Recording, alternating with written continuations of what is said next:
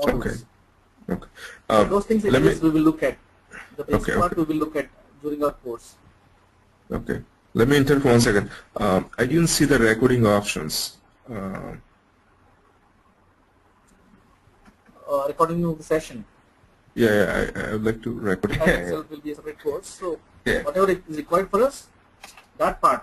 So for example, as I said, we will need to understand how we create, what is a class, how do we create an instance of a class, where do we use it, how do we use the methods inside a class, all those things we will use. Okay. So those parts we will have a just fair idea or the basic idea of to use them, how to use them, how to create those things we will look at. Okay. So, then Selenium as a whole, if I split the course, then the first 1 week will be for the basic of Selenium. Then the second week will be approximately. This is approximate idea. It's not. The second week will be for Java, Java basic, and we may even complete within 3-4 sessions also based on your level of understanding and fastness of understanding. Or you may even extend for 1-2 sessions if you are not able to get it. But I don't think that's going to be the case. Okay. Then Thanks. then the third week would be the advanced part of Selenium, and the fourth week will be continuation of this advanced part along with the examples and hands-on. Okay. Okay. Okay. During the Java basic advanced also we will be doing hands-on, but the last week will be the major thing where we will do hands-on, and we also have different concepts attached to Selenium, which also we will go through. That I will show you during the when we go through our course content. Before that, I want to first explain you what Selenium is, how does it work, and then why do we need to use Selenium, all that. So how come you come to know about Selenium, and any idea of the basic features of Selenium? Not really, because I use QTP, but as I said, in this area right now, because even some of our application, has to work with different internet, browser, Java-based browser and stuff like that. So so far my understanding is open source is working with any kind of browser, any kind of platform. So that's what my understanding. Yeah, that's the basic information. That fine, good. Any browser can work on. Looking for, and it is only for browser. That's one of the limitations that you can see. Only for browsers, which means like QTP, you can't use it for any desktop-based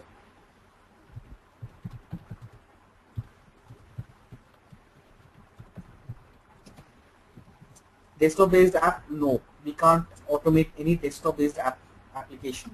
For example, using QTP, you will be able to automate any application which is a PeopleSoft application or an SAP application. All right, which is not possible using Selenium. Selenium is solely based or solely made for automating browsers. So if your application is a web application, only then Selenium will work with you. Okay. So that's the first major thing, and the first basic limitation also, which we have to understand as the first point. So if you whenever you open the official website of Selenium, which is seleniumhq.org, that's what it says.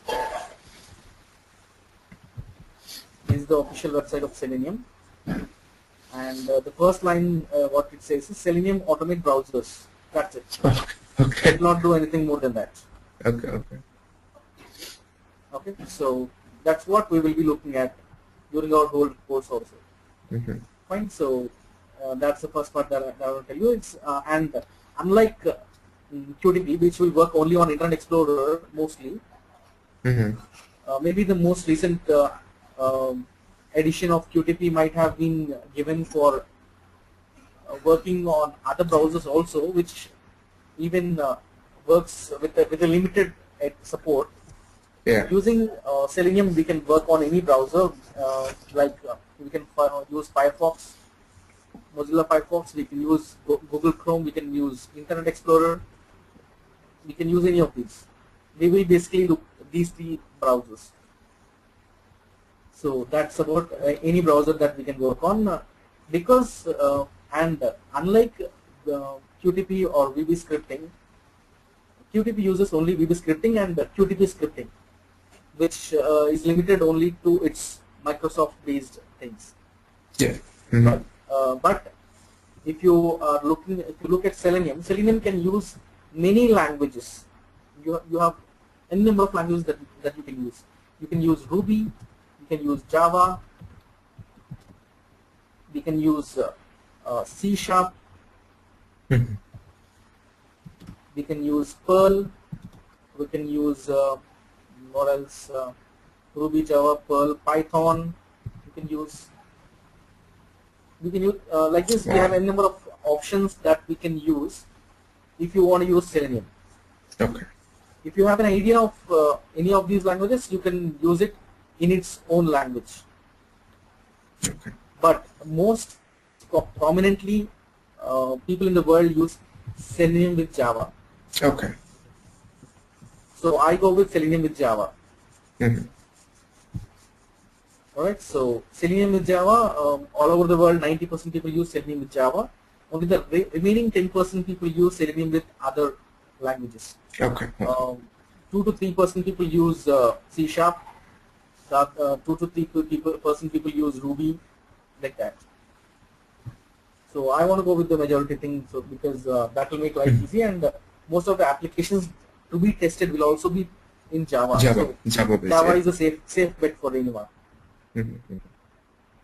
Alright, so because most of all the languages that Selenium supports are object oriented and platform independent languages, so you can use Selenium also on any platform.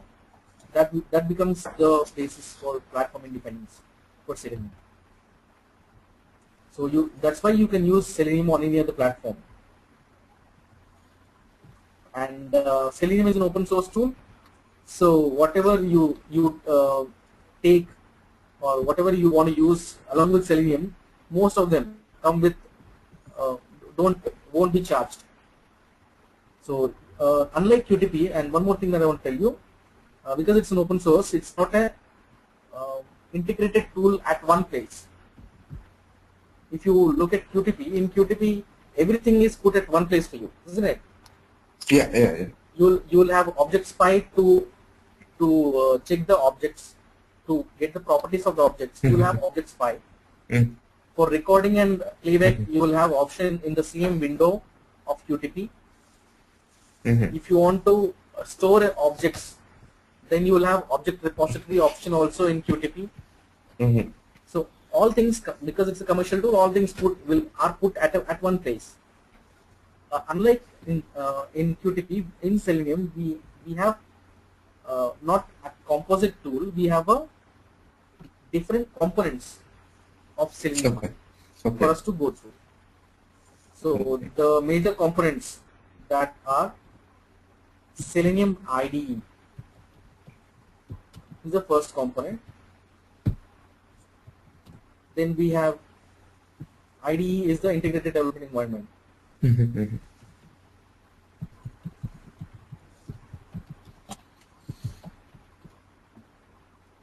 Then we have Selenium RC, which is called the remote control.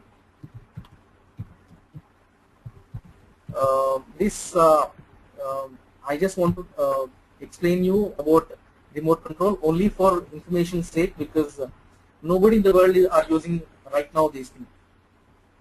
Selenium, this second component nobody is using right now. This was being used in the world some approximately 4 to 5 years back. Selenium RC or the remote control, nobody is using. This is the first version. This is also called Selenium 1.0. Okay. but nobody is using in the world this thing right now. What people are using in Selenium right now is the Selenium WebDriver, which is also called Selenium 2.0, the latest version or the latest edition, which everyone is interested in. And finally, we have a component called Selenium Grid.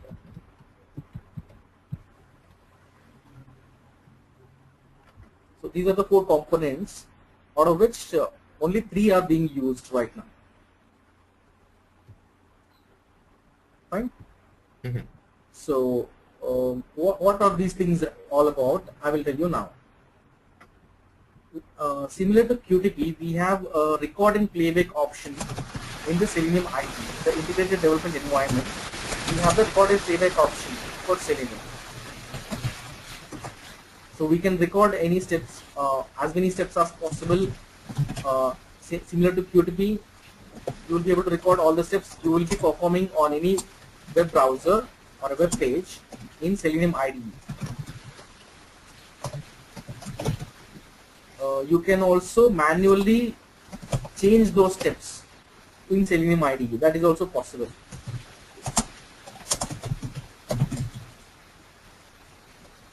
So why do you think we have other components when we can record and playback? We have the major record and playback option. Any idea? Sorry, can you repeat that one more time? I'm sorry. Sorry, I didn't get you. No, I said, can you repeat that? I'm sorry. I couldn't hear it. Selenium IDE is the component which will record and playback the steps that we will be doing on any web page. So, for example, if I am typing anything onto something like a Bing.com, I want to search any element, any text. So if I type any element onto Bing.com search box and click on search, then the same steps will be recorded by the Selenium IDE. Okay. I can play it back and it will repeat those same steps. Okay. So it's basically record the objects. Yeah. Like QTP. To record objects. Yeah. Like QTP playback option, record and playback option. We have the Selenium IDE. We can also manually change those steps to make things better for us. So when we have this option, why do we need to use other components? Why? Any idea? That's what I was asking. Maybe because recording, like in QTP, what we see, you record it and then it goes to the repository. But in the application, if anything changes, object size or object location or anything changes, and it's gonna fail you.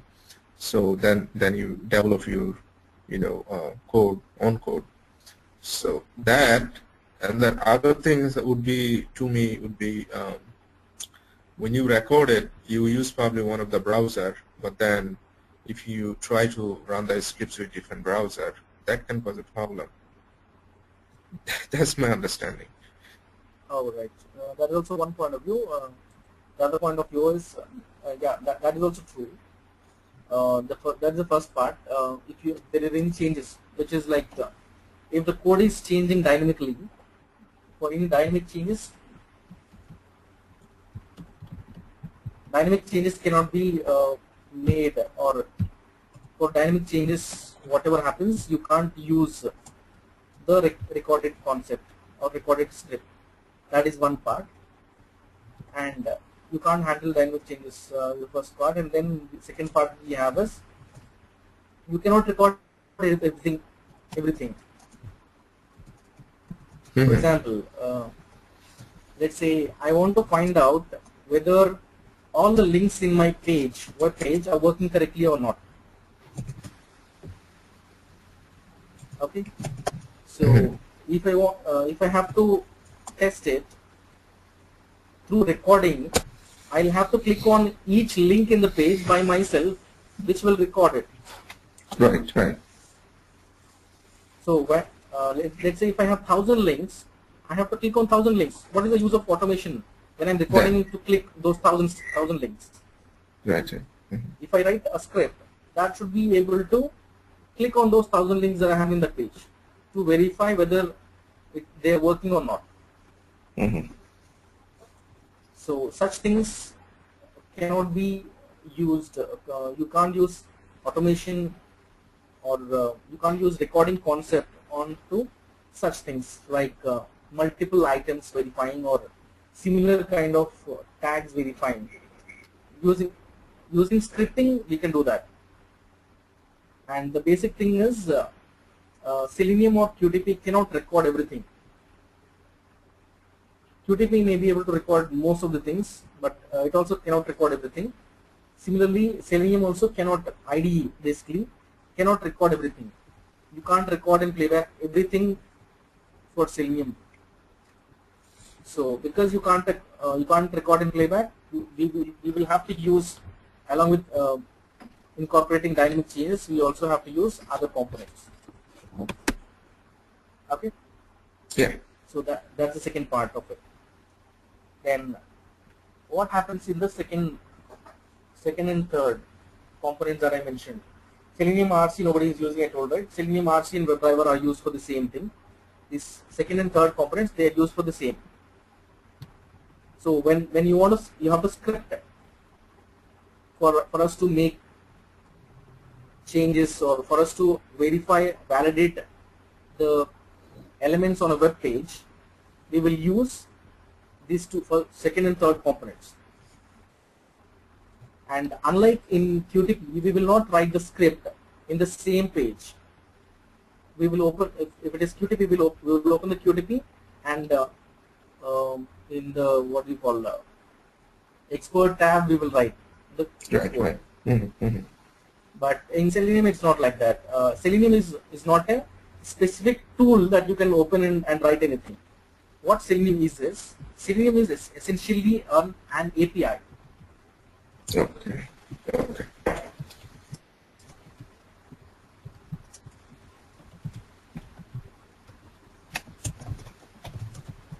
It's an application programming interface. So you will have lots and lots of files and libraries from which you will use your features that you want to use.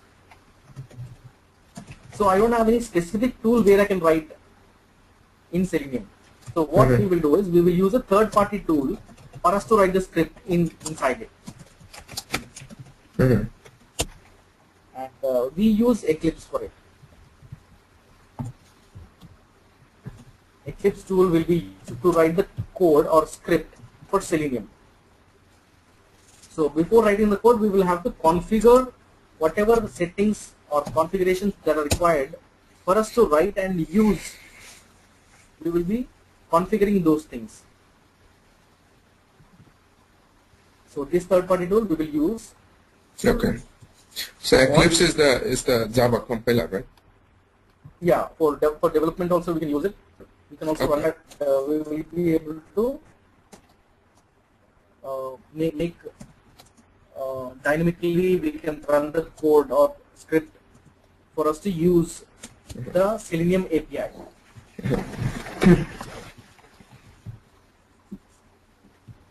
So that's about the Selenium RC and WebDriver, and there is actually a small difference in Selenium RC and WebDriver. In why people are not using RC is Selenium RC or remote control is a slower version. Okay. It's very slow, and we have more features attached to Selenium WebDriver than in RC. Okay. Why is it slower? There is a component called, or in Selenium RC architecture, you will have to first whatever commands we will give will not directly reach the browser. There is something called a Selenium server which has to be opened, and through the Selenium server it will go to the browser. Okay. Okay. So because of that. Yeah, because of that it gets slower.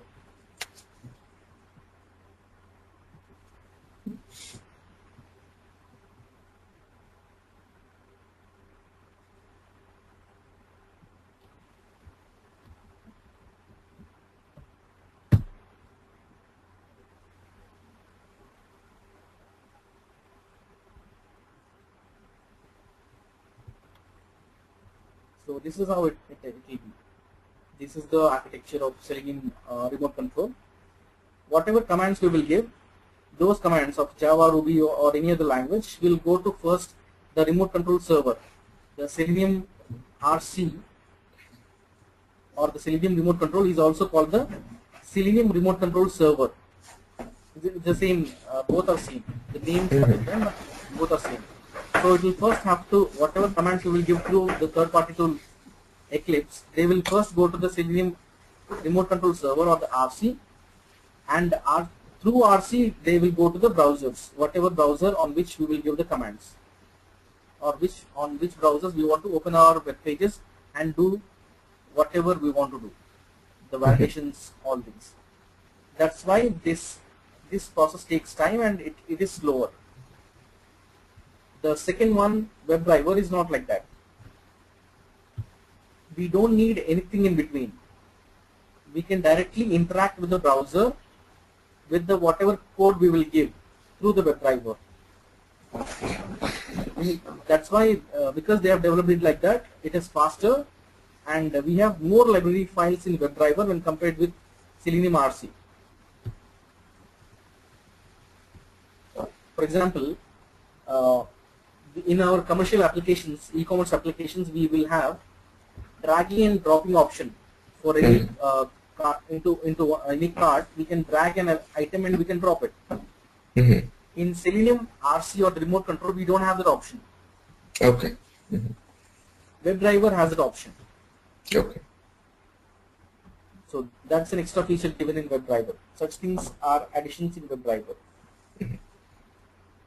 Okay, so that's about the coding part or scripting part of Selenium, and the component of which does the coding or scripting part. And Selenium Grid also is one similar component, but Selenium Grid is most powerful component of Selenium. How I will tell you. Let's say if you run in QTP, you have 1,000 test cases and you have to run those 1,000 test cases in QTP, and let's say each test case will take 1 minute to run. For example, so how much time would it take to run your 1,000 test cases? About 1,000 minutes. Yeah. So, and because you have to run them in a batch, we have QTP batch runner, and it has to process all those scripts, isn't it? So you will have to run one by one, and it may take approximately 1,000 minutes. But Selenium Grid is one such thing that you can run test cases in different browsers in the same system simultaneously. For example, in Internet Explorer, I will open Internet Explorer. In that, I will run test case 1. I can open Google Chrome. I can run test case 2 in that. I can open Mozilla Firefox. I can run test case 3 in that simultaneously, all at a time. Okay, so you can distribute your test cases on different browsers. Which means 1/3 of the time, whatever will take for QTP to run test cases will be taken for Selenium. All this is possible if you use Selenium Grid. Okay. So that's the power of Selenium Grid.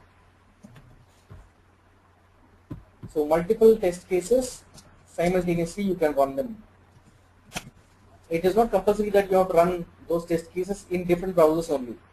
You can run in the same browser also, which means you can use 3 instances of Google Chrome at a time and run 3 test cases in each of the browser instances.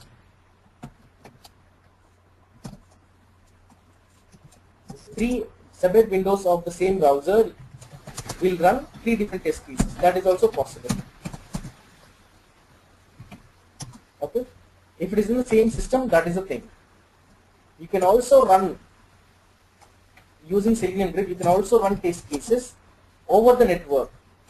For example, my system is a server system, and yours and 2 other people's systems are in the network, in the same network. So I can open your systems from my system because I'm administrator on the server, from my system, I can pick up your systems and run the test cases in your systems also. You getting the point? Yeah, yeah.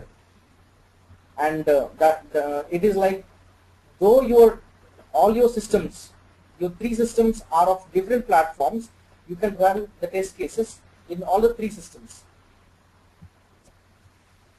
Through the network also I can do it using Selenium Grid. Running test cases on different systems which have different platforms. One may have Unix, one may have Linux, one may have Windows. But through the network, I will be able to run all those test cases, or my test cases, in all those three systems which are attached to the network. That is possible. Okay. In the same system also, we can run different browsers. In different systems with different operating system connected to a network also, we can run test cases using Selenium Grid. That is how Selenium Grid works. So clear of the concepts till this point? Any Yes, questions? yes. No, very good, very good. Thank you. All right. Then let's go about the first part, or the basic thing. What the first Selenium IDE contains, how does it work? I'll just show you a bit of it and we will close it for today. Okay. So the first basic limitation of Selenium IDE is that it will work only on Mozilla Firefox.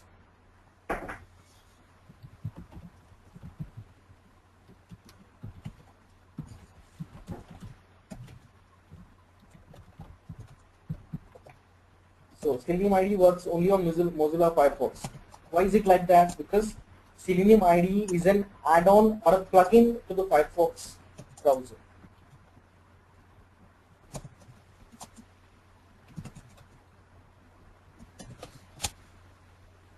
If you have Firefox in your system, if you can open it, you will see in the tools menu, you will not find anything which I have. Let me show that. Okay. If you go to the tools menu, you will not see this part, Selenium IDE. But I have it because I have downloaded it. Where to download it, I'll show you. Mm-hmm. Same seleniumhq.org web page which we have gone earlier. We will go to that web page. This is the site of Selenium, seleniumhq.org.